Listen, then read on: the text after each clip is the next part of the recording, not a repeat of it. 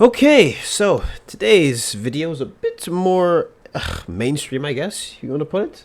A little different than what I would usually cover, but I initially was going to cover this some time ago, and at the time it came out, I was actually waiting for more stuff to come out, but then some other stuff got in the way, and so now here I am dropping this video to kind of piece everything together, because naturally this is something where a lot of stuff came out, but I'm here just to go over the key information and to get a general idea of what exactly is going on with this case. And so naturally I'm going to recap, and then I'm going to look into Luigi's backstory, and then I'm going to look into some stuff United Healthcare has been, alleged to have done, and some controversies. And the whole point of this is to exactly piece together what has been going on with this whole case. Exactly how could somebody get to where they are. Now, you may feel like there's an obvious answer, but naturally, let's piece it together and see if we can come to the same conclusion. Okay? So, taking a look, on December 4th, 2024, United Healthcare CEO Brian Thompson was shot outside the Hilton Hotel in Midtown Manhattan, and the shooting occurred at just before 6:45 a.m. And so the security footage actually showed that the gun was malfunctioning, but the assailant had proceeded to fix the gun to proceed shooting. And of course, there was actually a bystander that was present when this happened, but fortunately, they were actually unharmed. And so Thompson was pronounced dead at the Roosevelt Hospital at 7:12 a.m. And looking at the escape of the perpetrator, fled on foot and then swapped to an electric bike. And so the shooter was then shown entering Central Park at 6:48 a.m. And after that, 5 days after a tip-off from McDonald's employee on December 9th, he was arrested after being recognized. When he was arrested, he had a ghost gun, silencer, fake ID, and a 262-word manifesto, or his alleged manifesto, which is essentially the whole breakdown of that. But to keep in mind how big this was, because this was a very high-profile individual, there was a bounty put up, there was a lot of pictures circulating, and naturally online there was people who were speculating, was this actually the real person? Was this somebody else? Is this somebody, a different shooter? And so that was all circling around. And of course, naturally, this McDonald's employee had gotten so much hate on their stuff. Naturally, there's a lot of one-star reviews for snitching on the alleged Luigi. But anyways, that's roughly where we are in terms of that case. And so now if we look at some current updates, as of today, as I've recorded this, he faces 11 state charges in New York, which include first-degree murder and terrorism-related murder. Federal charges include murder, stalking, and firearm use. And at the moment, he is in federal custody at the Metropolitan Detention Center, MDC, in Brooklyn. And as of recording, he is actually pleaded not guilty to all the charges. And to keep in mind, too, even though this is someone who literally shot in broad daylight, or I guess early morning, he's actually had an immense amount of support due to the fact that a lot of people do have grievances with the current health system in America. And as we're going to look in later on, you're going to see why. But anyways, looking at all that, there's been people trying to donate him money and all this stuff. However, some of these foundations could be a scam. Some of these GoFundMes could be, something else. We don't know. But the point is that instead of, the usual vitriol of people seeing a murder live, it's because of who it was and what was being, done was that, okay, people are like, you know what? I don't feel any type of way about it. So that's really where we are with that. So that's essentially a very, very quick recap of the events that have been going on. So I'm going to go into the backstory about Luigi, because that way we have a better understanding of who exactly did it and exactly why it was done. Because that way, we can come into our own conclusion exactly, maybe not so much speculate, but just have a general idea of what we are working with. So just to start off with, actually, the first thing I found about him was there's a video about his friend posted, which is now deleted, but it actually states here, Luigi Mangione is probably the most Googled keyword today, but before all of this, for a while, it was the only name whose FaceTime calls I would pick up. He was one of my absolute best, close, most trusted friends. He was also the only person who, at 1 a.m. on a workday in this video, agreed to go to the store with drunk me to look for mochi ice cream. And I mean, seeing the video, it's just two people, recording and having some fun, looking for ice cream, right? And another video by TMZ I found is him at a party where he is literally just having fun and jamming out. So based off this one statement and based off the two videos that I have here, I think it's reasonable to say that this is somebody who pretty well adjusted all around. At least adjusted as far as we can see. And now, moving on to exactly his childhood, there wasn't too much I could find on it from the official or from the different news articles, and I parsed through quite a few, but in general, this is about what I found. So, he attended Gilman School in a northern Baltimore suburb, and tuition fees can cost up to about $37,000, which is quite an amount. I mean, some universities don't even offer that much, or don't charge you that much. His family owned businesses which range from country clubs and golf courses to assisted living facilities. And he graduated from University of Pennsylvania with 2 engineering degrees. And in 2023, he had faced chronic back pain and underwent spinal surgery, and his condition would not improve. And then after some time, not speaking to friends and family, his mother would file a missing persons report in November of 2023. So from the outside looking in, it seems that he was well-adjusted, achieving a lot, had a lot of potential. But then all of a sudden, he went missing in November 2023, and then he would resurface much later on. Of course, with the whole shooting. And this next part I want to show you guys is something that I feel like not everybody really has seen. But while he does have social medias like Twitter, GitHub, all that, he actually has a decent amount of posts on Reddit. Well, allegedly. So the alleged account, the account is called Mr. Cactus, which is stuff his interests, and his interests include stuff like football, Pokemon Go, bioinformatics, and agronomics. And I want to go through a few of these because this account is unfortunately suspended. I don't know what the reason was why it was suspended. I couldn't find why. But as you're seeing right now on screen, this is a very extensive account which has a lot of different things that is detailing, what allegedly Mr. Mangione was interested in. But to kind of circle back, I'm going to go through a couple of these posts, and a few of these posts, because the ones I want to look at is the ones about his health, the one about his GitHub, and the one about talking about his school. Because that's the stuff that really would help us really understand exactly what we're looking at. So the first post I'm going to look at is, of course, his health. Because there's one about him, about his back, and there's another one about him having trouble sleeping. So I'm going to pull up now for you guys here, restless sleep. Not sure what this is. So this is under Mr. Cactus, and this was taken on July 24th, 2018. And so my question is this insomnia? Is there another name for this other than restless sleep? I'm a healthy 20-year-old male. Basically, I'm in bed for 8 hours every night, but my sleep is very restless, and I wake up frequently, no problems falling asleep. I fall asleep within 15 minutes as long as I sleep at the same time every night. Usually, I'll wake up after 4 hours, then after another 1.5 hours, then I wake up another 8 or so more times during the last 2.5 hours in bed. When I wake up, I fall asleep within a few minutes. I just check the time to see if I can get up yet, and if not, I fall back asleep quickly. After the 4-hour mark, I move a lot and my sleep feels very restless, almost like I'm half awake. In the last year, these problems have started to get significantly worse, and I wake up feeling unrefreshed no matter how much sleep I get. Sleeping together than 8 hours has no effect. Sleeping longer. But getting any less than 8 hours causes extreme exhaustion during the day. I track my sleep with Fitbit if anyone's interested in how it looks. I have done an overnight sleep study and don't have sleep apnea.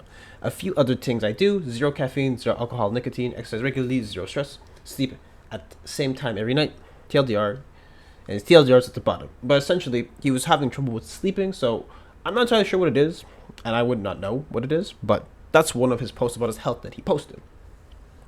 And so, next one I have here is a comment he has under r/spondylosis. And so, the comment here with the name Mr. Cactus on Friday, July 7th, 2023. It says, 25 male, I have this, started when I first aggravated my spondy 1.5 years ago after surfing. My back and hips locked up after the accident, and my whole lumbar hips have been out of whack since then.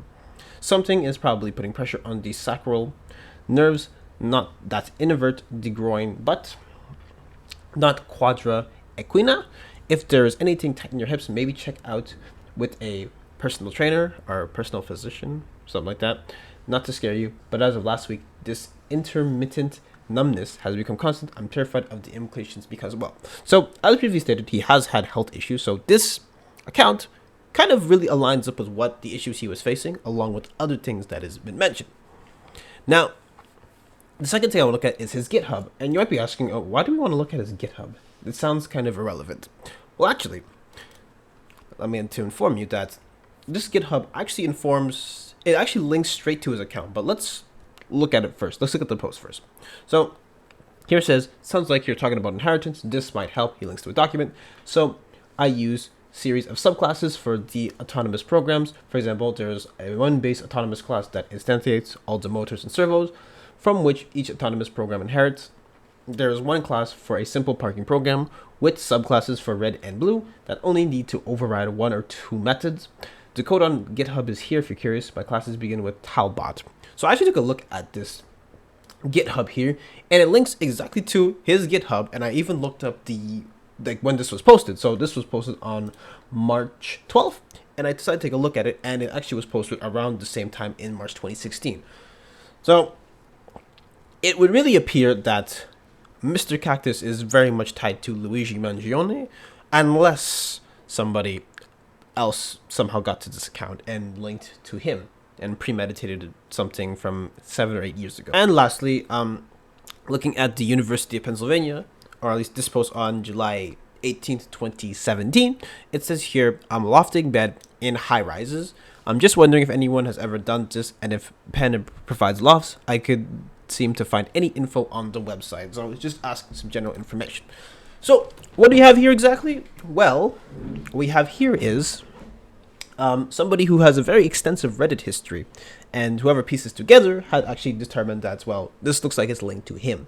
And especially with the GitHub, which provides really strong evidence that it is his, because his GitHub is very extensive, but you actually can, if you want to take a look at it, it's actually there's even more stuff he's done, because on GitHub you make commits to every single change that you do, so it logs it every single time. Now, of course, some repositories are private, but regardless, that is what that is.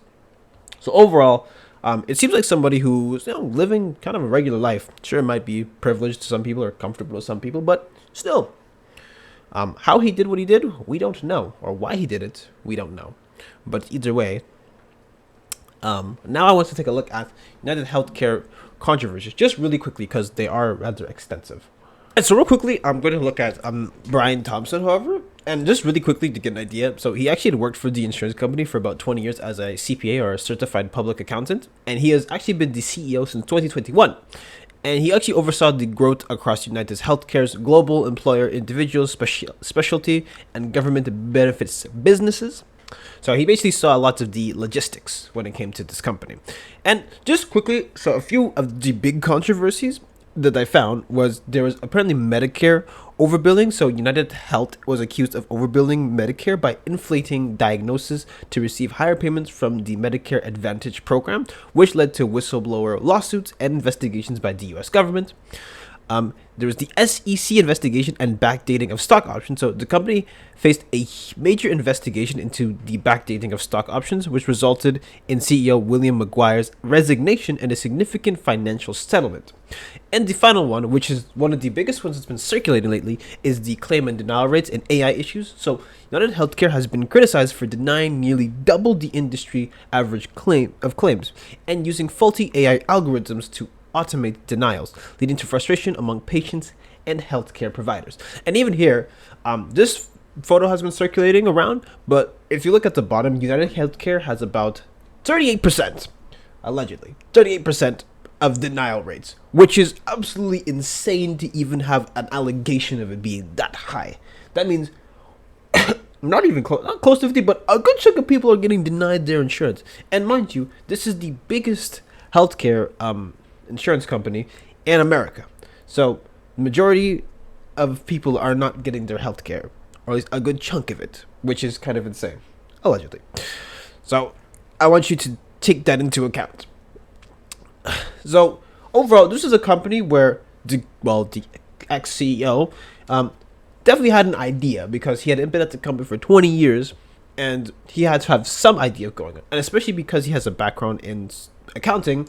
Accounting is all about logistics, when you look at spreadsheets and balances and all that fun stuff and all that. So he definitely knew, to a degree, for sure, that how to exactly maximize profits, or at least have an idea on how to do it. So is there really any surprises here? Not really. But I just want to take a look at that, because with the manifesto and everything that we know about it, about Luigi, it could be seen as, well, yes, this is somebody who is very frustrated and going after the biggest healthcare provider or healthcare planners in the country can send a message to get people going. So that's really what we're looking at now. So, all right, now here comes like my opinion about it. Hopefully you guys, well, if you've watched up to this point, you've come to your own conclusion. But I'll just say this much: I don't really care that that the CEO's gone. I can't feel bad about it, and I'll tell you why. Because people, especially those who are like living paycheck to paycheck, insurance is important, but you get scammed on something that is important. Can you imagine you get denied like key medication? You get denied, coverage on certain stuff. You get denied stuff that you need. So, I mean, yeah, I have zero sympathy for this guy, and he knew it, and he was the CEO, so he knew exactly what he was doing.